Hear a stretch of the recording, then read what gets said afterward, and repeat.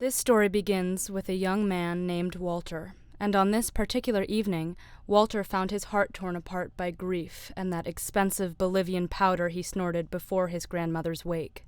It was when his mother asked him to spare a few words that he went speeding out of the funeral home and lost all control of the wheel.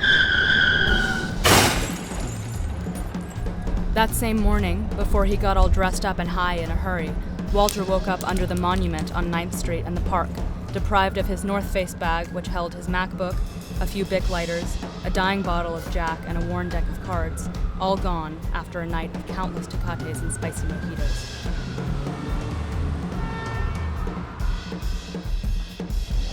This guy comes out of the bathroom with this girl, right? And she's crying. I mean, literally bawling her fucking eyes out. And you know me, I can't tolerate that type of shit. So I'm like, yo, what's going on, all right? And this guy, this motherfucker tells me to mind my fucking business. Bro, I'm not buying this. I bet I've seen this scene a million times. A million times. Shut up. I'm not finished. All right, so I ask her again. I say, hey, is everything okay? What's going on? And this guy, this motherfucker pushed me, bro. He shoved me. And I'm not gonna take disrespect from no fucking cuck in front of everybody at Lucy's, right? Not Peter, not Dan or whatever the fuck his name is, not Ruby, not even fucking Lucy. So, this fucking guy, I tell him, right? And I get real close to his face when I say this. I say, I think we should go outside, Chief, right? Right as we walk out the door, boom! I socked that motherfucker right in the face, laid him out on the ground. That's how you hang out like that? There's more to the fucking story, right? I'm fucking this guy up. I'm beating the shit out of him. And my hand goes straight through the fucking window, bro. Stained glass in my hand. I was pulling glass out of my hand for 5 hours last night. The night before, while he stumbled home, Gonzalo spotted two ladies coming up the street and made a weak attempt to do pull-ups on the yellow bar of a crosswalk signal. In the process, he fell hard on his ass and jammed his fingers on the sidewalk. Before he went home that night, Bobby, the young man at the other end of the bench, called Gonzalo in need of a place to stay. Excuse me, do you have the light? I lost mine's out. Yeah, I got more than I need.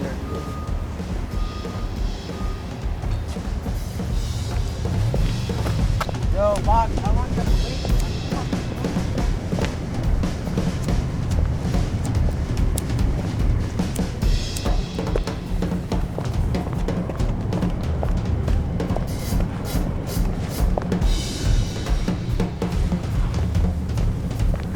Out.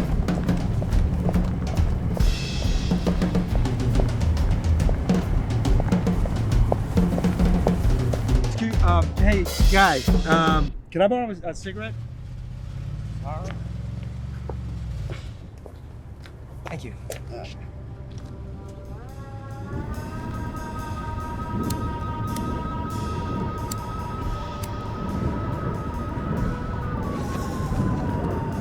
That morning, a woman by the name of Danielle Davis took a long drive out to a clinic in Kentucky. In the waiting room, she met a married couple. They said with the state the planet's in and will be in that, in their words, the luck of the human race ain't looking so great. Danielle was a little more optimistic than that. She had other reasons not to bear children. Her test had come back positive the very day she got accepted to college. I think it's wrong, Nicole. I think it's a selfish thing to do. How soon, bro? Soon. Just wait. All right, if they're not here by the time he finishes... Getting into it with her mother again, she walked around in her quiet fury and aberration until she noticed a masked man running up 6th Ave. Watching the stick up until the alarms went off and Bobby came sprinting out, and for no reason at all, none she could find, she ran after him. And in the single split of a second, she made him the perfect offer. The offer to take the money, the mask, and all, so he'd be able to get away unscathed. But if, and only if, he'd split it with her when they met in the park the next day. Hey, I'll be right back. Did something happen at home again? We can't Do say. you know? He's not. You know, he's not a sentimental kind of guy, you know, that's just who he is. She's kind of cute though, right? Why would you say that?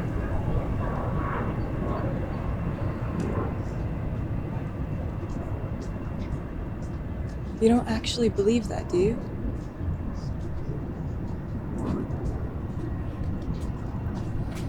I want you to tell me. I want you to tell me this matters.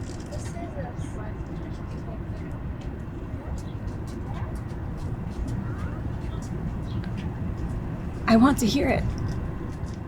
I need to hear it. I need to hear you say it, Pierre, please. I don't know. I know. No. I'm not high. I don't get high anymore. I'm not... Listen, Mom asked me to get up there and say something, and I don't know. I couldn't find the right words. To me, she's been gone since before she died. She started to fade away once everything started happening, all that stuff, Alzheimer's. But now she's really gone. And I don't know. I don't know. It's fucked up. Whoa, what the fuck are you doing? I'm trying to make this not look weird. Who are those guys? Is it all there? Yeah. You didn't touch any of it? No. You know you're more than an hour late, right? Yeah, I know. I'm sorry. I got stuck in congestion. The MTA this time of year is like the why is that one staring Tell at me why you're late. You realize you should be thanking me, right? You realize police patrol 7th Avenue like pretty frequently, especially at like 7 p.m. If it weren't for me, you'd be locked up in some fucking cell. I don't know, maybe worse.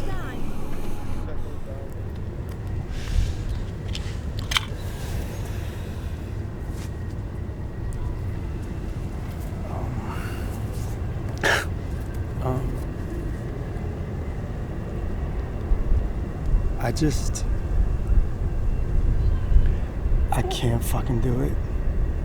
I can't fucking do it. I can't. Besides, I don't even have a job anymore. Did you lose the dealership? No. I got fired, Nicole. It's not the end of the world. How? What did you do?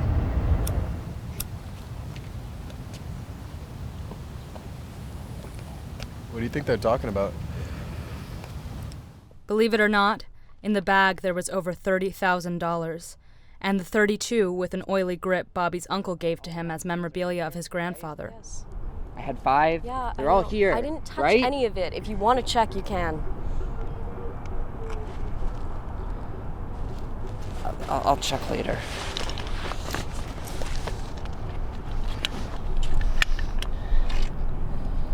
Why didn't you choose a bank? A, it seemed like too much of a hassle, and B, I figured the higher the risk, the higher the chance of getting caught. You don't think robbing a Western Union is going to catch up to you?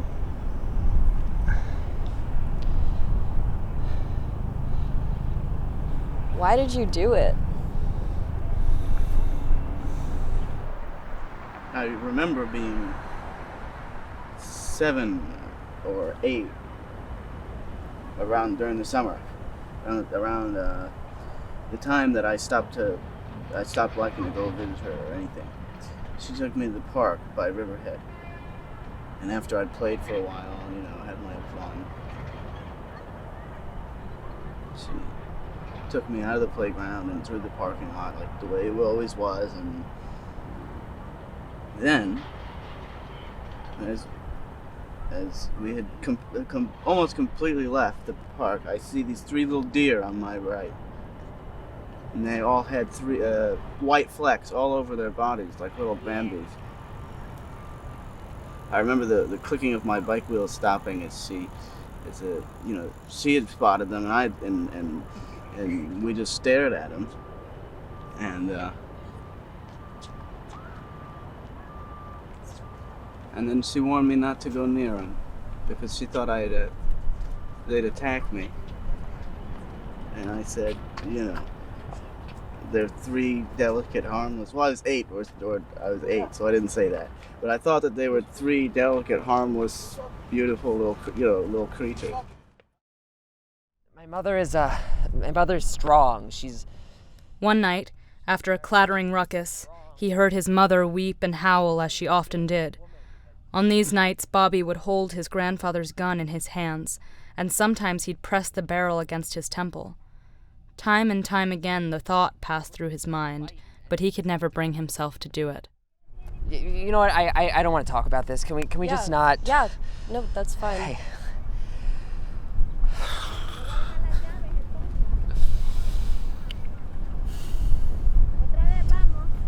You remind me of my sister, actually.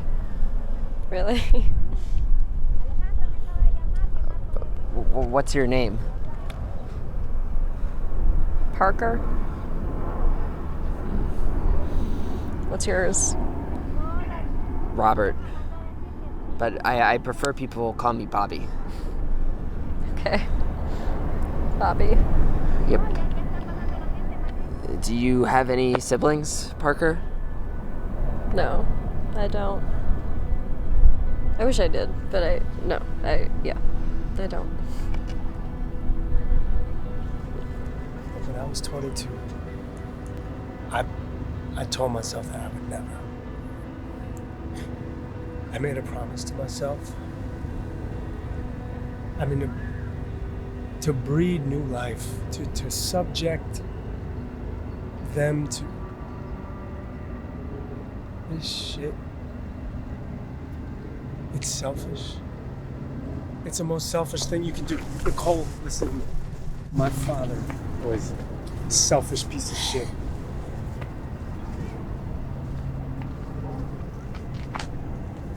What about your mother? It's not easy to bring life into this world. It's the most selfless thing a woman can do. Shame on you. Shame on you! It's a selfish thing. What do you want? A penny? My father wasn't there either, so what? I don't want to get an So what? You were dragged by your hair or beaten with a broom over your back until it fucking broke. You didn't have an iron thrown at your head. You weren't hated because you resembled that asshole. So what? For some reason, the drive back was far too long and more endless than the drive to the place. When she got in, Danielle found herself lying on her bed, tired and blue. When she'd cry alone. Anyway, what can you do? Life goes on. And on and on and on and on and on and on and on and on.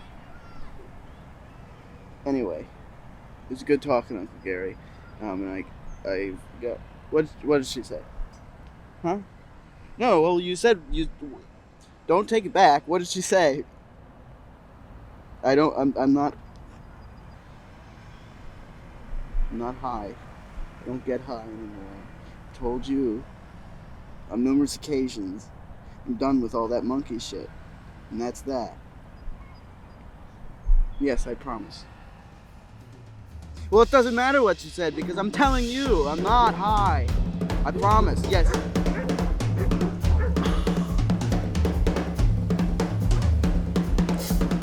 All right, I gotta go. Yep. No, it's all right. I get it. I gotta go. All right, I love you. Don't. Yeah. All right, I love you. Goodbye.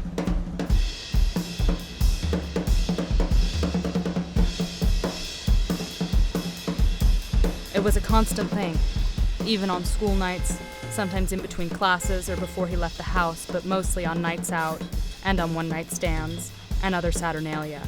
And with each fleeting day, more coke. More and more and more. It got bad way before the cops found the little baggie that one unlucky night he got caught hotboxing his car. Parker, thank you for doing this. Really, thank you so much. And look, I know we talked about a deal, but I really need this money, Parker. I really need it. Okay. Okay.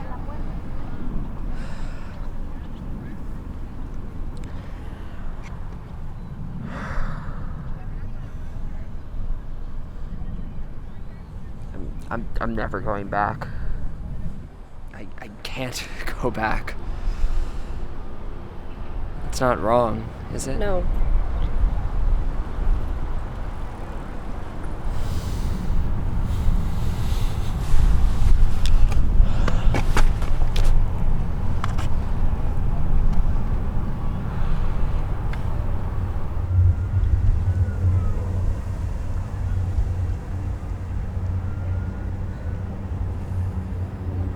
Okay.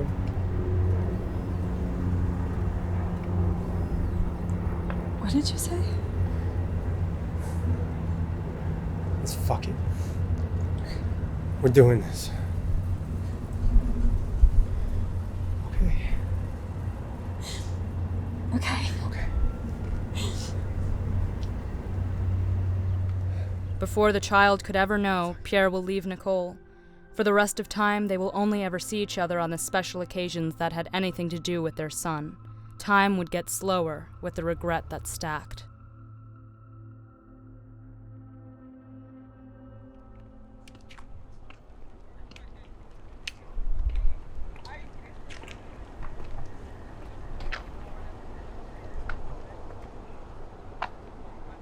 From time to time, Parker would think of Bobby and what became of the boy she left in Bush Terminal Park.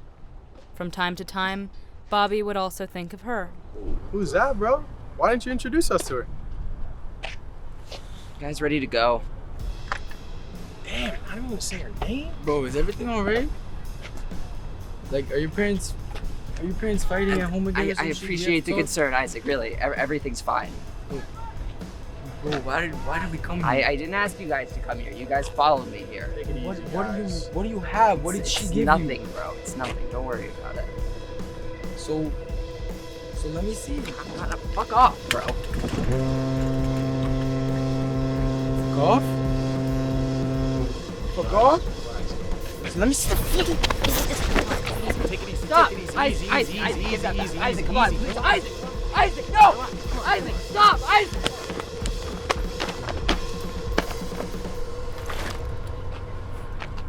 No.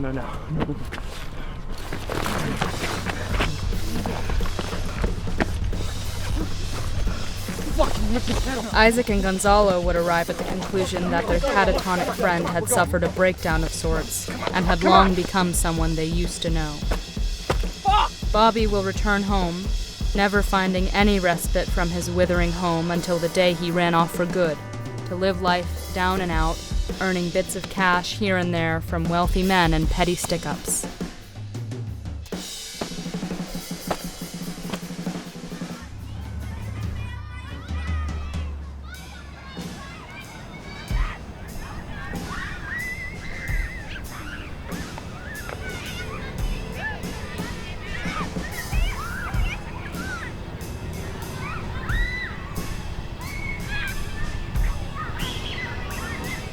And as for Walter, within the next few weeks, his body will be found stiff in a prayer position, and dried tears will have left invisible markings across his face, along with the dried blood that had not only spurted out from his nose, but his eyes.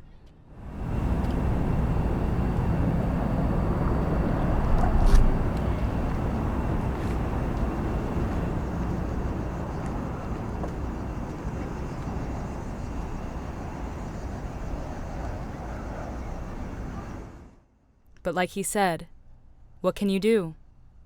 On and on and on and on and on. Just like the waves shifting over the sea. On and on and on.